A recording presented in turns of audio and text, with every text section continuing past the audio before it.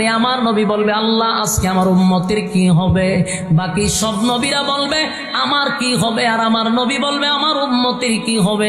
সেদিনের ভয়াবহ পরিস্থিতিটা বড় ভয়ঙ্কর হবে। অন্যদিকে মানুষ ঘুরবে 50,000 বছর পর্যন্ত উপরের দিকে তাকায়া থাকবে, কোনোদিন নিচের দিকে মানুষ তাকাবে না। ভয়ে আতঙ্কে আতঙ্কে মানুষ উপরে তাকায়া থাকবে। কারো মাথার মগজ গলে গলে গলে গলে জমিনে পড়বে, জিহ্বাটা বাহির হয়ে যাবে। পানির পিপাসা, ভয়ানক একটা পরিস্থিতি শুরু হবে রে। সেদিন কি আপনারা কেউ নাকি দিয়া সাহায্য করবে? কথা কোন টাঙ্গাইলবাসী, সেদিন আপনারা কেউ একটা নেকি দিয়া সাহায্য করবে না। যদিও বাংলাদেশে বহু পীররা আপনারা জান্নাতে নিয়ে যাবে এমন গ্যারান্টিও দেয়।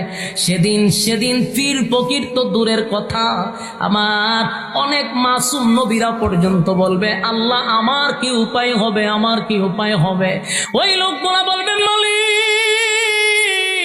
সবার কাছে গেলাম, যেই লোকটাকে একটা নেকির জন্য আল্লাহ জাহান্নামে দিবে, সেই লোকটা সব গুড়ে গুড়ে গুড়ে গুড়ে এবার আল্লাহর সামনে দাঁড়াইবে।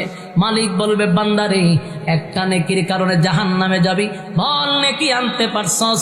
বান্দা কয় মালিক রে গোটা কিয়ামতের মাঠটা ঘুরে ঘুরে ঘুরে ঘুরে ঘুরে ঘুরে ঘুরে আমি দেখলাম, বন্ধুদের কাছে গেলাম, আমার আত্মীয় স্বজনদের কাছে গেলাম, মার কাছে গেলাম, বাবার কাছে গেলাম, বউয়ের কাছে গেলাম, কঠিন মুসিবতের দিনে কেউ দিল না মালিক, একটা নেকি আমার দিয়া কেউ সাহায্য করলো না।